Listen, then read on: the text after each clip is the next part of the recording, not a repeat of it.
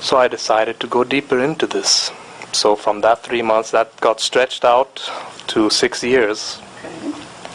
And over those 6 years, I went through various different kinds of transformations. Did you came more in contact with your consciousness and less detached from the ego, more and more by yourself? You see, what we're calling ego, there's a lot of talk that's been happening that's been saying that ego is a big problem.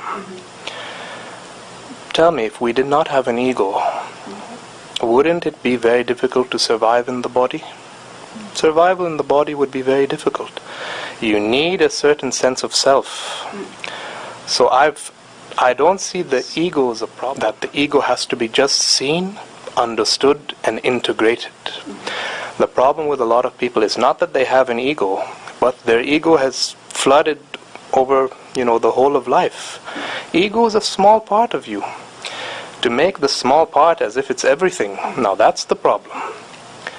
So otherwise, for me to talk to you right now, I need to put on a certain identity. For me to talk to you now, I need to put on a certain personality.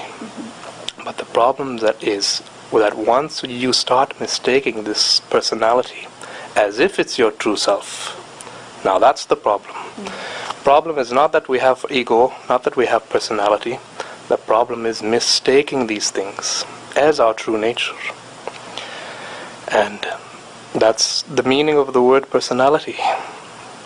So if we look at the ancient Greece, when they would have the actors that are playing on the stage, and the actors, they would hold up a mask and they will start acting from behind the mask. So that mask, it was called the persona. And that's where we have the word personality. So personality, we need a personality to live in life. But we're mistaking all these, we're becoming identified with so many things that we are not. Starting with the body. The body, the mind, the personality. But there's some other intelligence within a human being, which is the source from where all of this is happening. So that's eventually what I had discovered through meditation.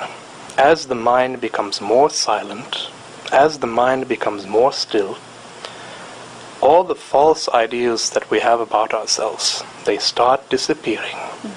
And eventually what's real, once the mind is totally silent, then what is real, that is what remains. So the mind's a bit like a lake, or it's a bit like water. If we look at running water, we can't see our face in it, can we? But in the mind, which the waters have become totally silent, then it reflects everything. So that's what the experience of meditation is like, and that's what I found when I was getting deeper into this process.